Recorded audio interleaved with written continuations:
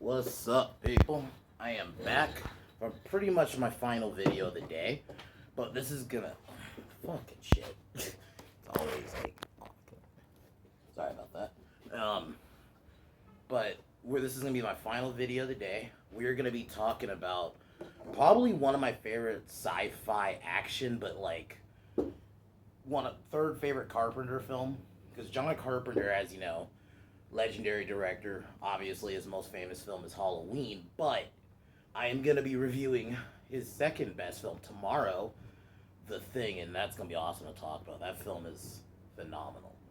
It's almost up there with Jaws in terms of like horror. Man, I can't wait to talk about that. But this one too is really good, especially if you love Kurt Russell.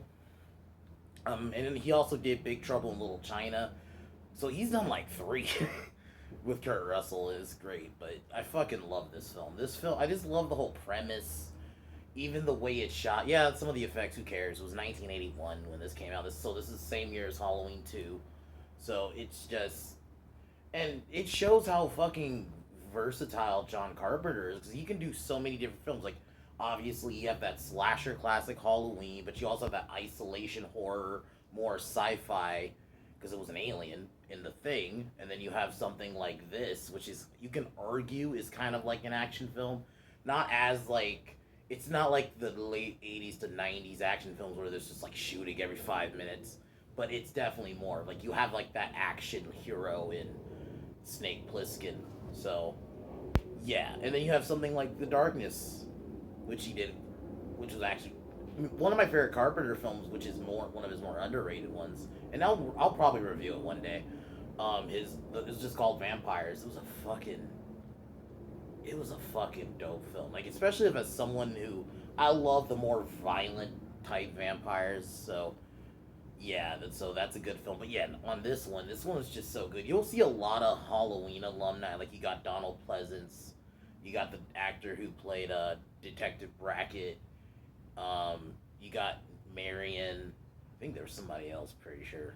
But yeah, so it's oh, and you have Tom Atkins from Halloween 3. So it's like, but besides that, this film's just a good film. You have decent characters. The fucking setting and the fucking photography is just phenomenal. Especially like those big long shots where you see just New York. I just love it. And the music's actually really good. Like, one of his more underrated scores. So yeah. Also have a new piece. So um, but yeah. So we will gonna get started on this movie. So this movie starts off with, we learn this is set in 1997, where in that a corner of Manhattan basically becomes a prison for like crazies, and it's just isolated and all that. And then we, so like, I like that, like, this movie has like its own lore and stuff like that. Really cool opening, very almost pre-Tron because some of the like, crazy visuals. But then this is where we're introduced to the President of the United States, John, played by one Donald Pleasance. And it was interesting to see him in this role because he's not, obviously fucking Dr. Loomis, and that's, so he's like a completely different character because he's the president. And I actually think he does a really good job, even though he's not like one of the main focuses of the film, especially when his plane gets hijacked. And this is where we see the actress who plays Marion Chambers, like, kind of like a quick shot of her, and then the president escapes through an escape pod and basically crashes in Manhattan. And then it's kind of revealed um, that one of the crime bosses, the Duke, which is played by one Isaac Hayes, who's also the voice of Chef from South Park, um, kidnapped the president. In that, basically, if the military or anyone tries to come in, they'll kill him. So you kind of get a little bit of that. So it's pretty cool. Even though you don't see it, it's just, I like the build up and the tension building. Even though it's not a horror film, Carpenter, even in like other films, he is good at building tension, even if it's not like a horror tone, like, or something like in The Thing, which I'll talk about tomorrow. So let me turn the light on. It's It's kind of starting to get dark.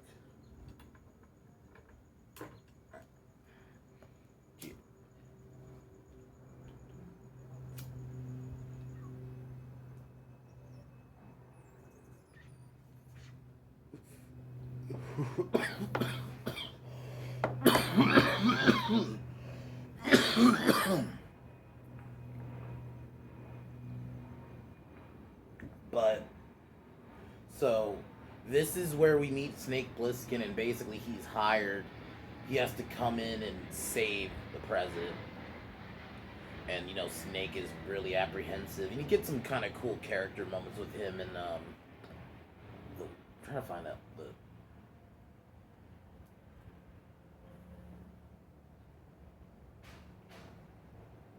Oh yeah, so Commissioner Bob, like you have that kind of cool scene with them too, like call me Snake. It's just kind of cool back and forth. So he agrees to do it, and basically what he has to do is he gets the president, and then he basically gets his freedom. But they inject him with this thing. It's kind of honestly pre-Suicide Squad with that kind of concept. They stuck some kind of bomb or whatever in you that if you don't do it, it can blow up. And basically, what has to happen is he has to ask the president, and I think the president has some important files, and they have this thing that can like track his location. Just cool. I just love the film. It's just cool, big build up, just very simple. It's just when I just was watching it the other day and watching it because I watched it a few days before that, and then I watched it again. It was last night, yeah. And man, it's just it's just so simple, not overly complicated. It's easy for normies to understand, even if you're like someone who doesn't care for older movies. Movie's easy to understand. It's very explainable. The plot makes sense. He has to go in, save the president. And there you go, and shit happens in between that. Not overly complicated. So Snake gets in this makeshift. I think it's like a plane type thing, and basically, this is where he crash lands on the World Trade. Yeah, that's the one thing. I'm not gonna lie. Like when even as someone who was like, I was 5 years old when 9/11 happened. It's just even seeing like the world because there are scenes like like when he's flying and you get these long shots of the city, which are awesome. Just because it looks so uninhabited. Just Carpenter's fucking awesome at that type of shit. But just seeing the World Trade Center, I'm not gonna lie, just. But yeah, so he lands upon there. This is where he meets Taxi Bob, who I'll admit was a pretty funny character. Yeah,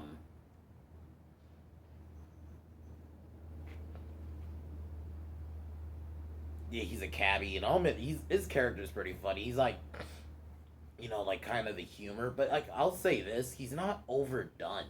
Because I think unfortunately, this film came out today, but he would be in literally every scene, and like there's a serious moment, and he has to come in and make a funny joke.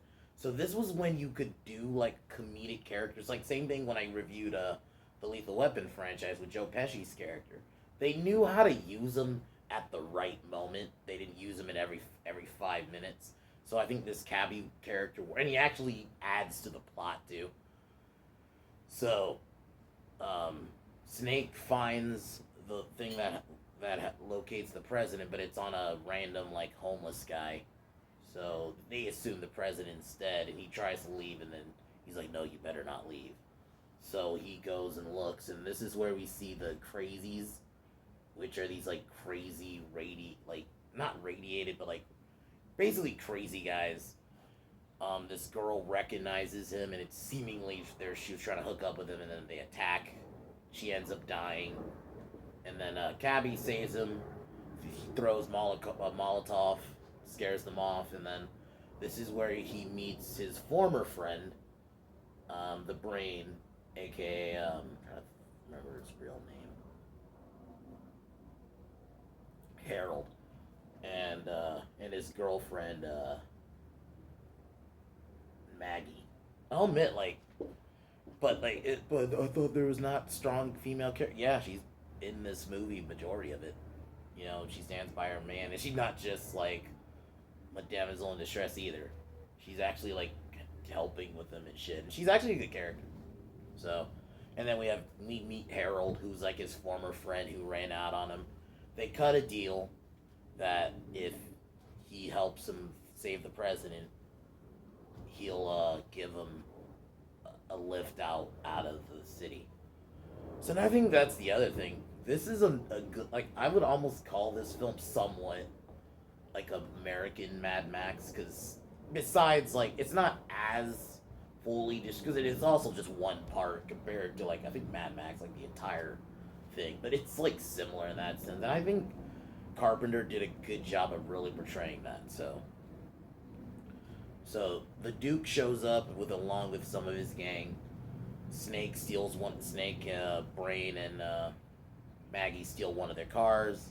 They go back to Duke's hideout. They almost save the president, but then the Duke and his boys manage to. And you get decent, cool little fight scenes here and there. And that's. It's not as super action heavy, like obviously the sequel, which I will review. I'll do Escape from New York. Probably do that one next week. So the Duke captures him, and this is where we meet him.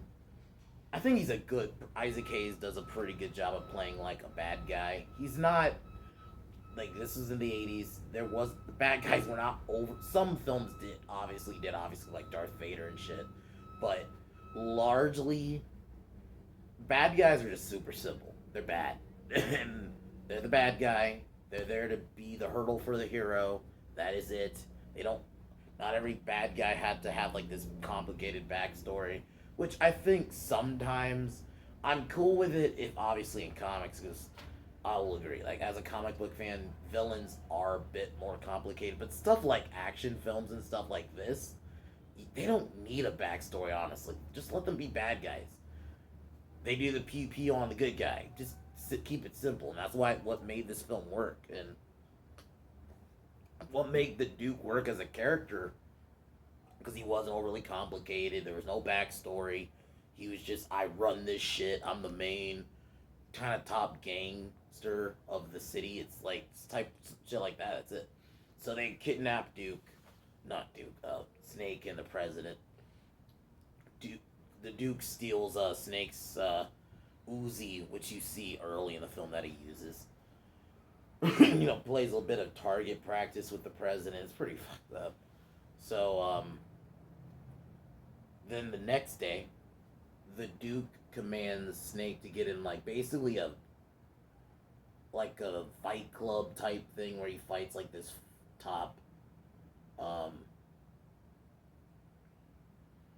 like, his top, like, fighter, and Duke has to fight him. I could be wrong, but I feel like the guy who was this big brute was he had to be a wrestler or something, because he looked like one. So I could be wrong. So we have this kind of quick fight scene while Maggie and the Brain, they save the president by faking like, Snake Duke wanted me to do this, and then Maggie kills the guy pretty quick. Like, she just like caps all three of them. And notice I'm not saying, she's a Mary Sue. It's just that it's also just this '80s film. It wasn't made a big deal either. She capped a few guys, and it's also, I'm a bit more like with a gun. I can be a bit more forgiving, because even if you're not great with a gun, at the end of the day, you point and shoot, you will at least hit something potentially. So she kills him, and then the Brain kills the Duke's second, kind of like his second in command, pretty brutally, just like stabs the shit out of him. So they save the president while in the final round against the big brute, Snake kills him with basically a barbed wire, almost like a barbed wire bat, not barbed wire, but it had like spikes on it. So he kills the guy. He escaped. He activates the bracelet the thing that the government gave him that can track his location. So he triggers it. The Duke and his boys escape while Snake escapes and saves the Brain, because the Brain and them were having like a big shootout on top of the building. Snake saves them, and then now their second plan is they have to go to the bridge. So they go to the bridge, and unfortunately, the bridge is rigged with grenades, which they say earlier in the film. Just very, like, I think the other thing is this film is paced well. Like, it just goes, but it doesn't go too fast either. It just goes, but it also leaves you wanting more. Damn it. Sorry, guys. It's always like a helicopter or something.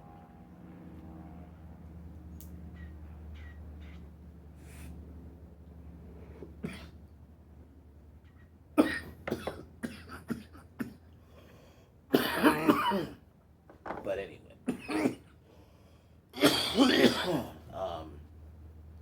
So they managed to get on the, because they have the cabbie ends up kind of saving them, even though he seemingly runs out on them. He ends up saving them in the end, but he also has the tape that the president needs, so he takes it.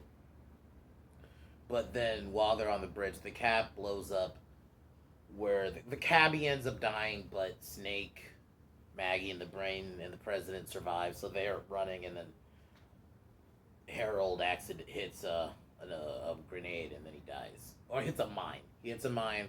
He dies. Maggie decides, I'm gonna stay back with my husband.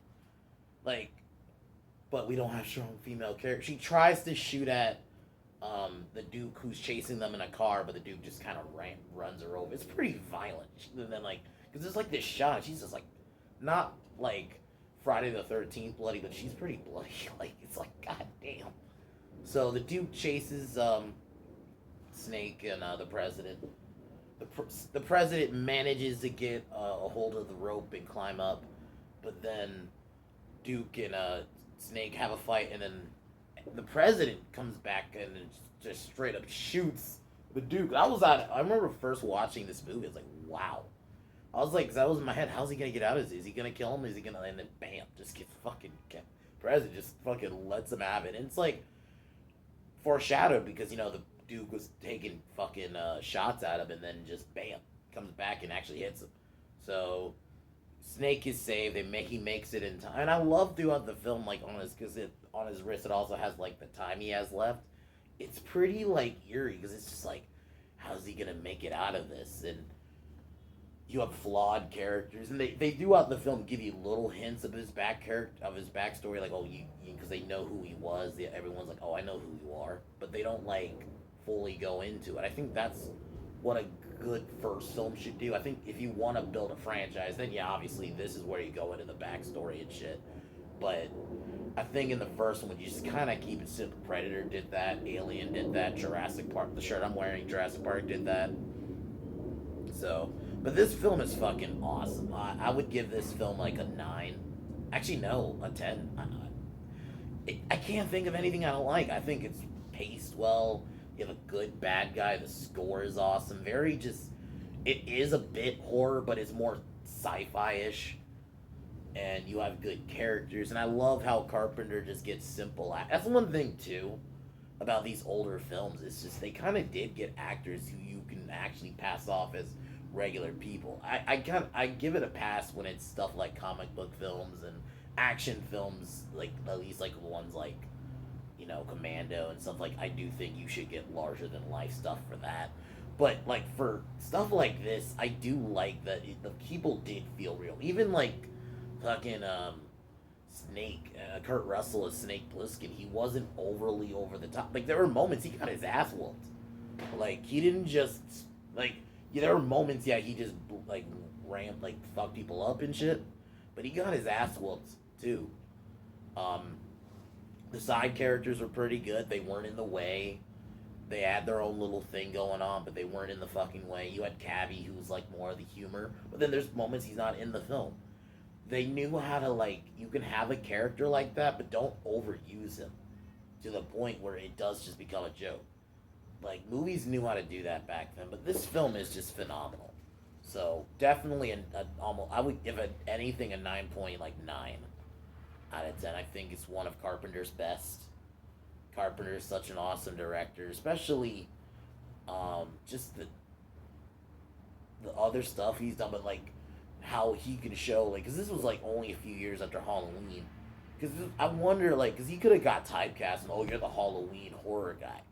but then he did something like, because even The Thing is a bit it's sci-fi, but it's like sci-fi horror, which I cannot wait to talk about that tomorrow. That's gonna be fucking awesome, because that's one of my favorite films of all time. That's like up there with Jaws in terms of like an Alien for like isolation horror. I think in if we're going isolation horror, Alien's number one, but this will be like number two.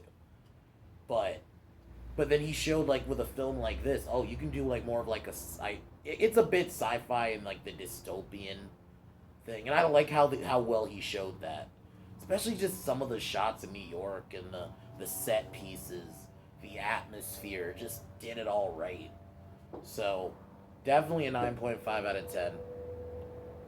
But like, 'cause he showed he could do like something like this, which is more of an action film, but not as much of an action film as, because this is still like 81.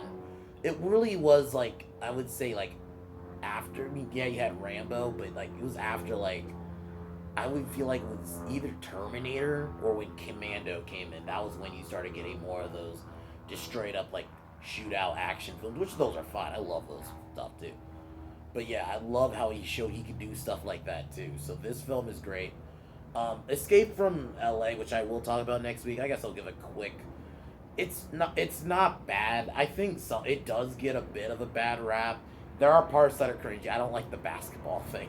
I think that was stupid. You should have just did another Fight Club. I would at least take that serious. The basketball thing, that was a bit on the nose.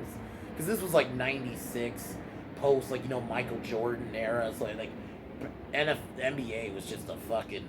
That was like at its like, peak in terms of popularity. Just. So they had to probably, we got to put a basketball thing. I didn't like that. But you take that out, I think it's a decent. It's not as like good story, and I think a lot of the side characters are a bit pointless. But I think it's a decent, like, in the popcorn. I can watch it. So, but yeah, Escape from New York is awesome. So the plan is tomorrow I will be talking about The Thing, and I cannot wait to do that. So that'll be tomorrow. But other than that, I'm gonna cheers to this movie. Cheers to John Carpenter for just making phenomenal films. So.